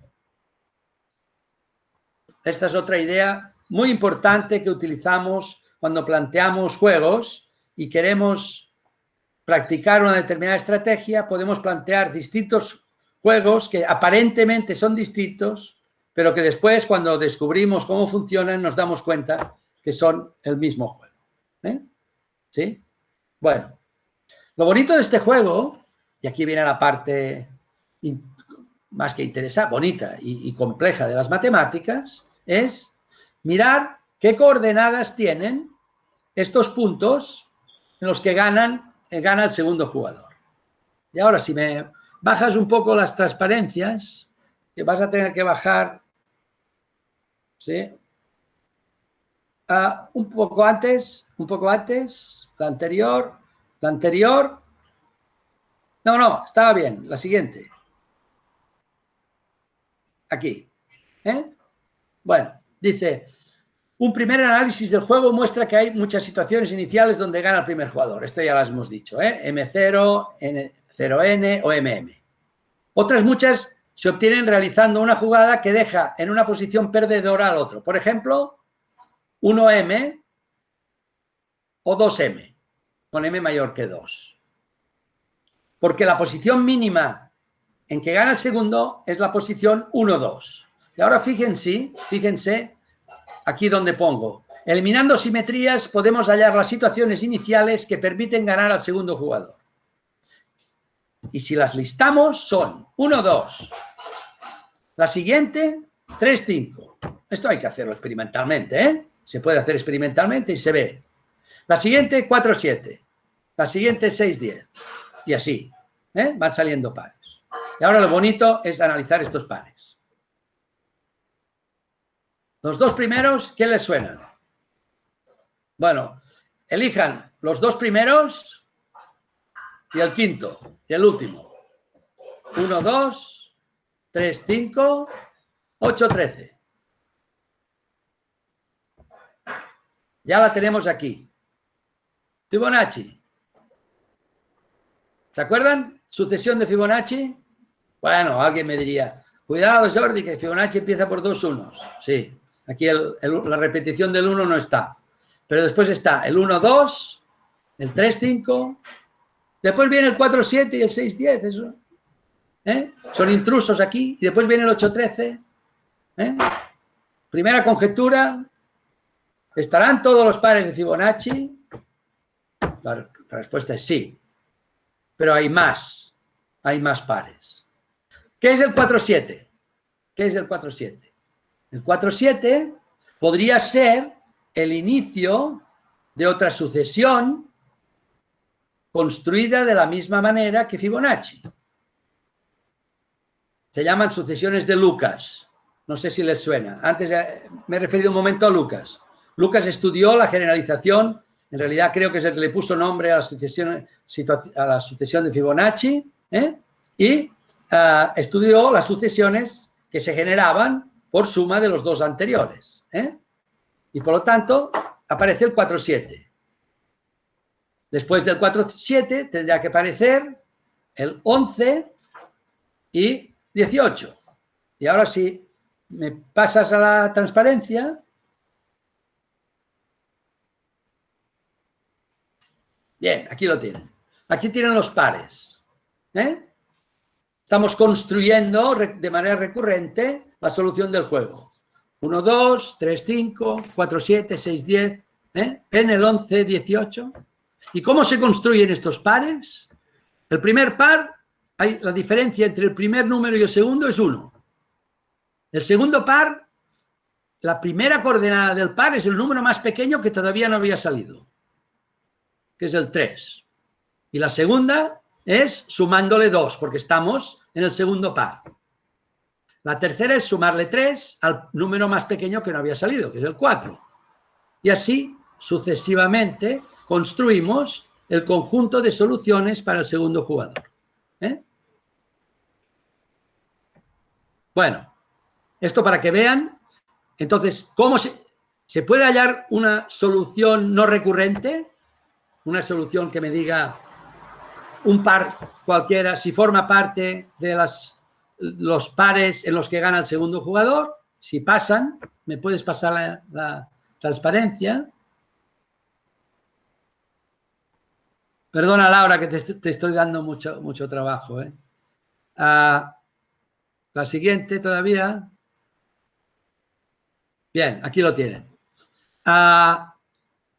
El descubrimiento, este juego se llama juego de Wythoff, tiene nombre porque él fue el que estableció la estrategia y que determinó un método no recursivo. El método recursivo ya lo hemos visto, es fácil.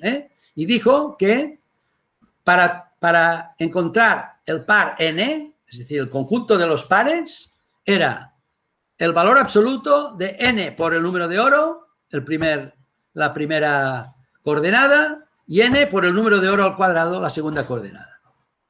Bueno, esto es una de las cosas que a mí me fascinan más de las matemáticas, como en un juego de este tipo, como estamos viendo, puede de repente aparecer el número de oro. Claro, ustedes dirán, bueno, está claro, está en Fibonacci, por lo tanto, lo más fácil es que si estamos en Fibonacci, aparezca por algún sitio el número de oro. Y efectivamente, aquí tenemos el número de oro en esta solución. Efectivamente, este juego es de una dificultad bastante superior a los otros que hemos visto, que serían propios de la ESO. Bastante más difícil. Martin Gardner dijo que nunca podía entender cómo a Wythoff se le ocurrió semejante idea. Dice que el mismo Wythoff decía que fue un descubrimiento casual. La demostración después es un poco pesada, pero se puede hacer. Y tiene importancia en teoría de números. Es un resultado que tiene mucha importancia en teoría de números. Pero bueno, tampoco me voy a alargar mucho por este lado. Vamos a ver cómo seguimos. Bien, vamos bien. Vamos un poquito más abajo. Hasta aquí he hablado de juegos de NIM. Es una única categoría de juegos, Y han visto, fácil, una pila de fichas, algunos tableros y ya está. Entonces, la idea a partir de aquí, y por esto este taller sería pues solo una muestra de una asignatura que doy en mi facultad, toda ella dedicada a los juegos, juegos y actividades matemáticas, es trabajar otros tipos de juegos. Otro de los tipos de juegos que trabajamos son los juegos de conexión. Y los juegos de conexión son aquellos que parten de una de las recreaciones matemáticas más famosas de toda la historia, y esta seguro que la conocen, que es la de los puentes de Königsberg, o también conocido como puentes de Euler, porque fue Euler el que en una ciudad, en la ciudad donde estaba de Königsberg, había 2 islas, 7 puentes para atravesar un río, para pasear por la ciudad, y Euler se planteó el problema de recorrer, de hacer este recorrido pasando por los 7 puentes solo una vez y recorrerlos todos. Bueno, el propio Euler vio que este problema era irresoluble y se planteó el problema general. ¿Qué estructura debe tener los puentes o lo que sea para que sea resoluble o que no sea resoluble? Y esta idea lleva a un concepto fundamental de las matemáticas, que son los grafos. ¿Cómo conecto esta idea con una recreación matemática de los niños pequeños? Si pasas a la siguiente, lo veremos. Figuras que se pueden dibujar con un solo, trazando con lápiz y papel sin pasar 2 veces por la misma, ¿no? Esta es la idea. Esto ya veo que algunos dicen que sí, por lo tanto, quiero decir, esta idea les suena más. Bien, es una actividad fantástica para experimentar y luego para descubrir.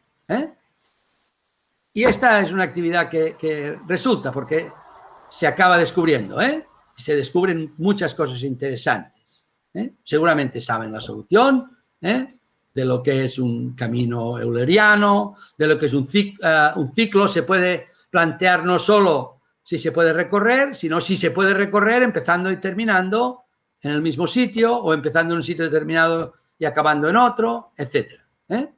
Y esto es uno de los primeros resultados del estudio de los grafos. Y entonces la idea es, bueno, ¿y esto tiene relación con los juegos? Claro, esto tiene relación con juegos que después, a partir de esta idea, se han creado como juegos de mesa. Y voy a mostrarles 2, y uno de ellos para que lo piensen un poquito, porque es un juego pequeño, muy interesante. Y ahora me tienes que tirar un poco para abajo. Aquí está la explicación. Esto os lo dejo, cómo funcionan los grafos. Bueno, esto seguramente muchos de vosotros ya lo sabéis, por lo tanto, tiramos para abajo, solución general, tira para abajo. Si no la sabéis, ahora. Si no la sabéis, es bonita de descubrir. Os la dejo para que la descubráis. Bueno, esta idea de Euler y de los grafos genera un tipo de juegos que se llaman los juegos de conexión. A lo largo del siglo XX se han creado muchos juegos nuevos y algunos de ellos pertenecen a esta categoría de juegos de conexión. Hay dos fundamentales. Uno es el X. El X no lo podemos practicar porque el tablero es grande, muchas fichas, juego relativamente complejo. Pero en cambio hay otro juego, el Sprout, y lo llevo aquí como mi pequeño homenaje a John Conway, que como les decía falleció hace 3 meses y que fue uno de los creadores de este juego, y que es un juego de una simplicidad enorme y una complejidad matemática terrible. En realidad es todavía un juego abierto, todavía no está resuelta la estrategia general. Están resueltos unos pocos casos. ¿Cómo funciona el juego? Vamos a ver el Sprout. Si me puedes tirar un poco más abajo, tendremos el enunciado. Más abajo. Aquí. Bueno, puedes dejar esta. Bueno, no, sí. Es igual. Dibujamos un cierto número de puntos en un papel. Por ejemplo, 2. Ya está bien con 2. Papel y lápiz. Este es un juego de papel y lápiz. A su turno, cada jugador une 2 puntos con una línea. Una línea, que no tiene por qué ser recta, con las siguientes condiciones. La línea no puede cortar a ninguna otra línea ya dibujada. Y segunda condición, un punto queda eliminado cuando de él salen 3 líneas. ¿Vale? Y ahora, cuando se ha dibujado esta línea, más o menos a la mitad de la línea se marca un nuevo punto sobre la línea. Hay que decir que es posible que la línea empiece y termine en el mismo punto, pero igualmente habrá que añadir un nuevo punto a la mitad del bucle. Ya está. El jugador que no puede dibujar una línea pierde la partida. ¿Sí? Si quieres pasar, podemos ver un principio de partida. 2 jugadores, 2 puntos. Se une los 2 puntos, se dibuja un punto rojo. ¿De acuerdo? Se unen los 2 puntos. A ver, déjame mirar. Exactamente, se une el punto rojo, dando la vuelta. No, se une el punto negro de abajo, se da toda la vuelta y se pinta un nuevo punto rojo. ¿Sí? El rojo es el que se introduce cada vez. ¿De acuerdo? Se va jugando y observen que van quedando invalidados los puntos. En realidad a mí me gusta, en este dibujo no lo tengo, es marcar con un circulito un punto cuando queda invalidado, cuando ya no se puede jugar sobre él. Pero si observan la última figura, verán que todavía podrían jugar uniendo los 2 puntos verdes, pero no pueden hacerlo porque no se puede cortar en la jugada a ninguna otra línea. Y aquí para unir los 2 verdes, tendrían que juntar la línea. Cortar la línea, perdón. ¿Sí? Bueno, ven cómo con 2 puntos ya hay una complejidad grande. El caso de 2 se puede resolver, se puede encontrar la estrategia ganadora, tiene cierta dificultad, pero se puede trabajar bien. El de 3 ya es poco completo y el de 5 ya es difícil. No existe todavía solución general, porque el número de configuraciones distintas aumenta de manera exponencial cuando aumentan los puntos y, por lo tanto, se ha demostrado que es finito para cualquier caso, que siempre termina. Puede parecer que no, pero en realidad siempre termina.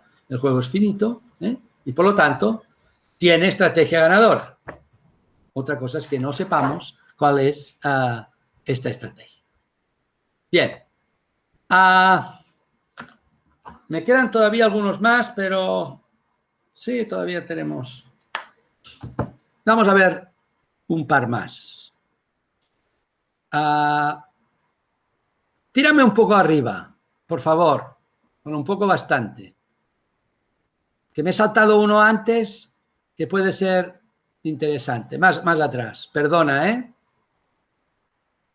Más atrás. Este también me gusta. Es una especie de Nimbus, pero es bastante distinto. Es un juego para 2 jugadores.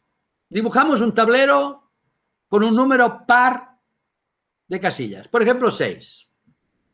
Y elegimos un número impar bastante mayor que 6. Por ejemplo, 29. Ahora, uno de los 2 jugadores reparte este 29, podrías hacerse con fichas, reparte este 29 entre las distintas casillas. Yo lo que he hecho, les he puesto los números, así más o menos al azar. 4, 4, 3, 5, 7, 6. Si no me he equivocado, son 29, no me he equivocado. ¿Vale? Vale. El primer jugador hace esto. Ahora, empieza propiamente el juego, que es retirar fichas. El jugador que se lleve más fichas gana. ¿Cómo se retira? En cada jugada se puede quitar todas las fichas de 2 casillas, las 2 de los extremos. Por ejemplo, en la primera jugada, el jugador que juega puede quitar el 6 del extremo de la derecha o el 4 del extremo de la izquierda.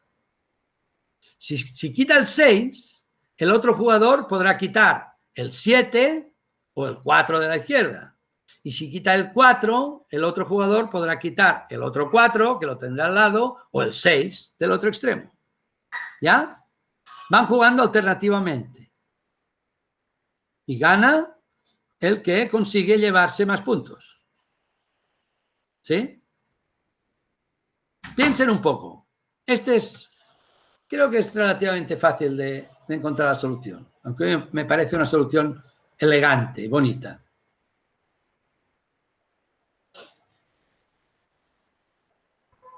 ¿Qué harían? Primer jugador.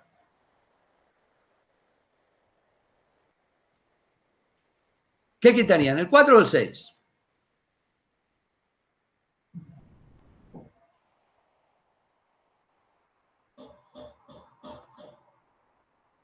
Venga, anímense al chat. Alguien dice el 4. Vamos a jugar una partida. Con... ¿Quién lo ha dicho? Josefa. Bien, Josefa ha dicho el 4. Si Josefa quita el 4, yo voy a quitar el otro 4. Vamos a controlar los puntos que tenemos cada uno, ¿eh? Estamos empatados. ¿Vale? Ahora, Josefa, ¿qué quitas? Ya te pillé. ¿Por qué? ¿Dónde está la estrategia? Ya lo vio enseguida, ¿eh? Ya vio enseguida. Pero lo ha visto muy rápido, ¿eh? No sé si todos lo han visto tan rápido, ¿eh? ¿Cuál es la estrategia? Tú habías quitado el 4, entonces yo hubiera quitado el 6 y tú quitas el 7. Ya... Espera. No. Si tú hubieses quitado el 6, fíjate, el 6 lo había quitado yo. Tú has quitado el 4. No, yo te he quitado el otro 4, sí. Cierto, pero no es un problema del 6-7, ¿eh? No es un problema del 6-7. Fíjate, la estrategia, porque el 6-7 es diferencia 1. Si uno quita el 6 y el otro el 5, es mejor quitar el 6 y el 5 que el 7 y el 3. La idea es la siguiente. Se trata de mirar, si lo miramos desde la izquierda, ¿Cuánto suman primera, tercera y quinta?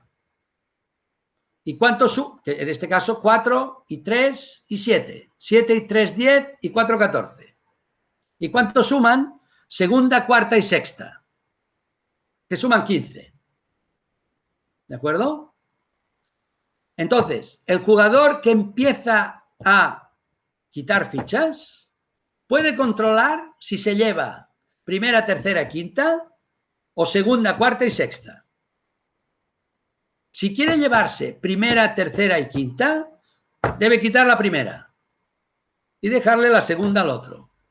Y si prefiere quitar segunda, cuarta y sexta, debe quitar la sexta y dejarle o la primera o la quinta al otro jugador. ¿Lo ven?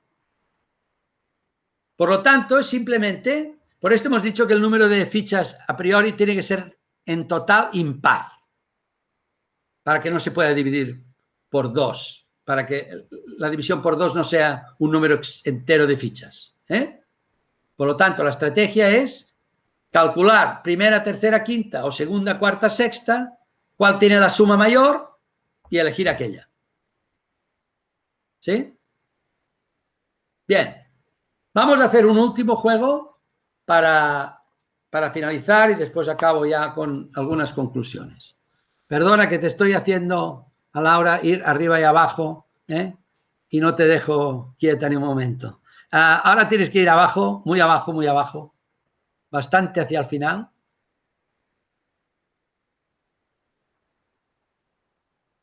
Un poco antes, no tanto. Bien, un poco antes. Otra de las categorías que me gustan especialmente de juegos de estrategia son los que llamamos juegos de alineación. Es decir, juegos que pueden llegar a ser tan sencillos como el 3 en raya, por ejemplo. 3 en raya o otros, Conecta 4, otros juegos muy, muy típicos. Hace poco tiempo conocí, a través de un colega, un juego muy parecido al 3 en raya, pero muy bonito, me parece muy bonito y muy curioso, y que tiene estrategia. Bueno, que tiene que decir que la estrategia se puede encontrar. Para ello, dibujamos un tablero 3x3. 3x3. En el tablero. Ahora tengo el... me están viendo aquí, claro. Me equivocaba de ordenador, perdón. Nada, dibujáis un tablero 3x3, el tablero más sencillo del mundo, con el cual se pueden hacer montones de juegos, Pero bueno, tenemos el 3x3. Bien, y ahora tenemos fichas de 3 colores. Verdes, amarillas y rojas. Por esto el juego se llama el semáforo. Pero si no tenéis fichas, no hay problema. Se juega con papel y lápiz. Un cuadradito. Primer símbolo verde, un cuadradito. Segundo símbolo, un cuadradito y dentro un círculo. Y tercer símbolo, todo relleno. Por ejemplo, así. Estos 3 símbolos. Un cuadradito con un círculo y todo relleno. ¿Sí? Vale. Vamos a jugar. Primer jugador. Si la casilla está vacía, juegas una ficha verde. ¿Qué quiere decir? Juegas un cuadradito. Si lo haces con papel. Segunda posible jugada. Si la casilla tiene una ficha verde, la cambias por una amarilla. Jugando con papel y lápiz, pintas sobre el cuadrado un círculo. Estas serán las amarillas. Tercera posibilidad. Si en la casilla hay una amarilla, la cambias por una roja. Ya no hay más posibilidades. Solo se pueden hacer 3 cosas. Sobre una casilla vacía, ficha verde. Sobre una casilla donde hay una ficha verde, ficha amarilla, y sobre una casilla donde hay una ficha amarilla, ficha roja. ¿Cómo se gana? Gana el jugador que consigue hacer 3 en línea de un mismo color. O 3 verdes, o 3 amarillas, o 3 rojas. ¿Sí? Fíjense el principio de una partida.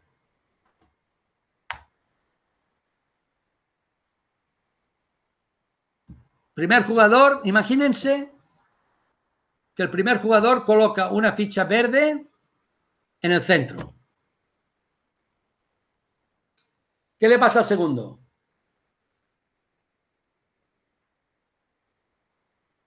¿Qué le pasa al segundo jugador? ¿Puede jugar otra ficha verde en otra casilla? Bien, la tiene que cambiar de color. Necesariamente, si no ha perdido, ¿no? En cambio ahora el primero ya lo tiene más fácil. Puede optar por tirar una ficha verde en cualquiera de las casillas vacías o volver a cambiar el color de la amarilla y ponerla roja. ¿Sí? Bueno, este se lo dejo también para que acaben de pensarlo. Es un muy interesante juego desde mi punto de vista, es un interesante juego de estrategia, juego de alineación, y aquí hay montones de juegos de alineación, como de otras muchas familias de juegos. Juegos de acorralar, juegos de obstaculizar, bueno, muchos juegos que son pequeños juegos de estrategia. La idea del taller ha sido mostrarles una serie de pequeños juegos de estrategia. Bueno, y el final vendría, si quieres pasar un poco, nos podrías preguntar, bueno, ¿todo esto para qué sirve? Bueno, y podemos plantearnos matemáticamente para qué sirve y desde el punto de vista de la educación para qué sirve, ¿no? Matemáticamente, que es en lo que yo creo que hay que insistir, porque aquellos que practicamos juegos ya estamos convencidos que son importantes matemáticamente, pero hay mucha gente que dice, va, son juegos. Como diciendo aquello que les decía al principio, ¿no? Si son juegos, no deben ser las matemáticas que están detrás no deben ser muy relevantes. Bueno, absolutamente falso. Y esto ha quedado demostrado en el siglo XX, cuando von Neumann inicia la teoría de juegos, que hoy es una de las ramas matemáticas más importantes para su aplicación en la economía, la política, el marketing en general, la toma de decisiones, y que ha supuesto la entrada de las matemáticas en un terreno en el que las matemáticas nunca se habían atrevido, ¿no? Que es la toma de decisiones. Fíjense, las nuevas teorías matemáticas, muchas de las nuevas teorías matemáticas lo que hacen es meterse en terrenos donde las matemáticas nunca se habían atrevido. ¿Por qué? Porque parece que la teoría de decisiones sea una cosa de la psicología, ¿no? Depende no haya modelos matemáticos que ayuden, y sí que los hay, claro, se han visto. ¿Y de dónde han salido estos modelos? De utilizar las matemáticas que han servido durante mucho tiempo para diseñar estrategias ganadoras de juegos y convertir situaciones de la realidad, por ejemplo, de la economía o del marketing, simularlas a través de juegos y allí aplicar estas modelizaciones. Evidentemente, la teoría de juegos ya tiene muy poco de juego, ya no es divertida como los juegos. Y entonces, yendo a la otra parte, la que también nos interesa o nos interesa más, que es el aprendizaje, la didáctica en general. ¿Para qué nos interesan los juegos? Para mostrar, primero, aspectos de las matemáticas que sirven para resolver los juegos, pero fundamentalmente para plantear problemas que se pueden resolver utilizando matemáticas, tanto conceptos como estrategias, como grandes procesos de las matemáticas para resolverlos. Y esta es un poco la idea del uso de juegos que os quería transmitir. Si me pasas, creo que me quedan una o dos simplemente para acabar. Algunas citas que me gustan sobre matemáticas y juego. La vida merece ser vivida para jugar a los más bellos juegos y para ganar jugando a ellos. Me gusta esta idea de... Hemos hablado poco de la idea de competitividad, colaboratividad, ¿eh? La competitividad viene dada por el propio juego. Nosotros tenemos que contrarrestar, trabajando juegos colaborativos. Hoy no he hecho juegos colaborativos, no me han entrado, pero empieza a haber ya interesantes juegos colaborativos. Esta otra de Dieudonné, las 9 décimas partes de las matemáticas consisten en juegos y adivinanzas. Creo que aquí exageró, pero ya sabemos quién era Dieudonné, ¿eh? El resto tiene su origen en las necesidades de orden prácticos. Y empecé con una cita de Miguel de Guzmán y quiero acabar con él. La matemática es en gran parte un juego y el juego puede, en muchas ocasiones, analizarse por medio de instrumentos matemáticos. Si todavía os han quedado ganas de conocer más juegos, creo que en la siguiente transparencia, no, aquí están los libros que he escrito sobre juegos y sobre teoría de juegos, bueno, de dónde he sacado toda esta información. No, sí, aquí debajo está, la veo. Esta página web es una página web que llevamos un grupo de profesores del máster, en el que hay contenidos de juegos, contenidos de problemas, contenidos de aplicaciones, biografías de matemáticos, etcétera, ¿eh? Y es una página que nos cede una editorial, que es la editorial Gedisa, que al mismo tiempo publica una colección que es, en ella yo he publicado este libro que ven a la izquierda, que es La magia de los números, que es una colección de desafíos matemáticos, porque esta editorial, una editorial argentina ya antigua, tiene un fondo fantástico de recreaciones matemáticas, sobre todo tiene muchos libros de Martin Gardner, algunos que son difíciles de encontrar, ¿eh? En esta página pueden encontrar mucha información y muchos de los juegos que yo hoy les he contado. Y nada más. Creo que ya me he pasado un poquito, pero también habíamos empezado un poco tarde. Muchas gracias por vuestra atención. Espero que, a pesar de que ha habido poca interacción, hayáis encontrado algunas cosas interesantes, ¿eh? Y ha sido un placer estar con todos vosotros, aunque a unos cuantos kilómetros de distancia. Muchas gracias. Muchas gracias, Jordi. No sé si alguien quería o quisiera hacerte alguna pregunta, alguna... Venga. ¿Hay alguien que quiera hacer alguna pregunta? Hola, yo quizás más que una pregunta, un comentario. Venga. Una reflexión, no sé, como para lanzar algún punto de discusión. Claro. Bueno, primero que nada, muchísimas gracias por el taller. Lo encontré muy interesante, genera muchas ideas para usar. Y una de esas ideas que me pasa por la cabeza tiene que, bueno, yo siendo del área, pues una de las principales actividades que realizamos es la formación de futuros maestros y profesores secundarios, ¿no? Claro. Entonces, parte de las tensiones de las dificultades con las que nos encontramos nosotros a la hora de intentar llevar este tipo de actividades o intentar que nuestros alumnos, futuros maestros, futuros profes, lleven este tipo de actividades al aula, es como esa sensación de lo típico, no estamos trabajando el currículum. Tenemos que trabajar el currículum. Sí. Y yo siento que es simplemente por la falta de hacer ese análisis matemático que usted mencionó al final, ¿no? Es decir, ¿qué matemáticas hay detrás de esta actividad que estamos haciendo? Claro. Está muy bien la parte lúdica, motivacional, perfecto, pero muchas veces nos quedamos solo con esa sensación y no llegamos a hacer un análisis, una reflexión profunda de esa matemática que hay ahí. Yo creo que eso nos ayudaría a convencernos de que muchas de las actividades o algunas de las actividades que hacemos tradicionalmente las podríamos cambiar por estas otras. Y no. Entonces quería preguntarle si ustedes tienen a lo mejor algunas de estas actividades analizadas, porque me parece que podría servir para pues trabajos de fin de grado, trabajos de fin de máster o incluso para incorporarla como actividades dentro de las didácticas de la medida de la geometría, la numeración.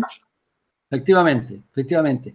Claro, yo lo he presentado más como taller, y presentando distintos tipos de juegos con distintas estrategias, pero se puede hacer un análisis al revés, es decir, partir de el currículum. Pero cuidado, ahora discutiré lo del currículum. Cuando decimos partir del currículum, seguramente se está pensando muchos en los aspectos conceptuales y de técnicas. Y está bien, también tenemos que cubrir este currículum, ¿eh? No estoy diciendo que no.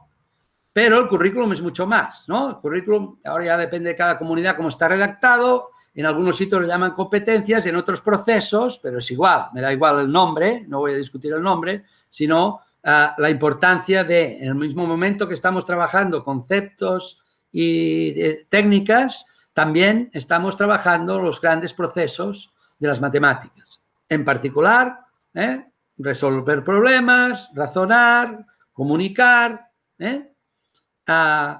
Los juegos para mí tienen esta triple visión. Son el inicio de una actividad matemática, siempre el inicio, que proporciona la experimentación. Pero si tú solo pones el juego para que jueguen y experimenten, no digo que no esté bien, pero esto es discutible si tiene lugar, si tiene que tener lugar en clase de matemáticas o en el patio, mejor en el patio. Pero si tú pones el juego que va acompañado de una serie de actividades, una secuencia de actividades, donde hay juegos, hay recreaciones matemáticas. Yo distingo, juego es lo que hemos estado haciendo hoy, fundamentalmente. Recreación matemática en realidad es como un problema. Lo de los puentes de Königsberg es una recreación matemática, no es un juego. Juego es implicación de varias, por lo menos dos, y objetivo, el primero que logra esto es el que gana, Esto es juego. En cambio, lo otro es recreación matemática, que es como un problema supuestamente divertido. Puede ser más divertido o menos, depende. Pero, de todas formas, también es importante fijarse no solo en toda esta parte de grandes procesos, que es fundamental para mí, sino también en qué aspectos del currículum trabaja. Bueno, yo he dicho, el 14 gana, nosotros tenemos hecha toda una secuencia del NIM para trabajar los criterios de divisibilidad. Por ejemplo, ya está. Y esto es curricular. Pero además estamos trabajando estrategias de resolución de problemas, y el ir hacia atrás y tal. El otro juego que he puesto, el de la simetría, bueno, ya lo he ligado, lo he dicho poco, Ejes de simetría estos son, para mí, todos estos son conocimientos curriculares, esto está en el currículum. Ahora podríamos decidir en función del currículum cuáles son los juegos más apropiados para cada edad. Esto yo tengo construidas unas cuantas secuencias. No las tengo publicadas, pero tengo construidas. Ningún inconveniente, me mandáis un correo y yo os las mando. Ningún inconveniente. Yo doy una asignatura. Te tomo la palabra. Sí. Tanto en primaria como en secundaria. Tengo ejemplos de primaria y de eso. Ahora estoy asesorando a un grupo de gente que hacen para primaria. Pero tengo también unas cuantas ya hechas, las que hago en el máster de secundaria. Y entonces a mí lo que me gusta es hacer secuencias de aprendizaje basadas en juegos. No juegos aislados. Un juego aislado nos sirve para aprender matemáticas. Es muy interesante, puede motivar, puede despertar el interés, puede gustar mucho, pero para enseñar matemáticas ya lo sabemos. Hay que hacer secuencias de aprendizaje ligadas.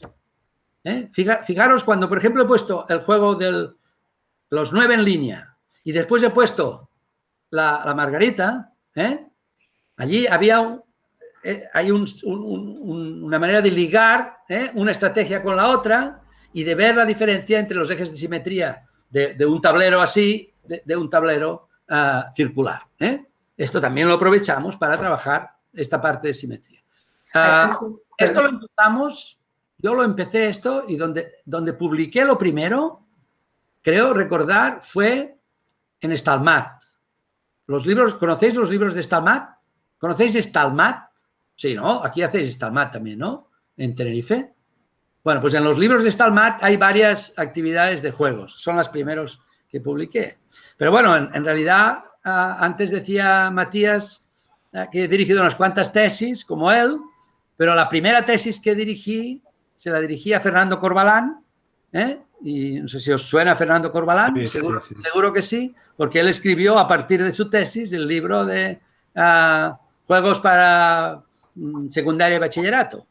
Aquel libro fue uno de los productos que salió en relación con la tesis doctoral. O sea que esto viene ya de hace casi 30 años, de los 90.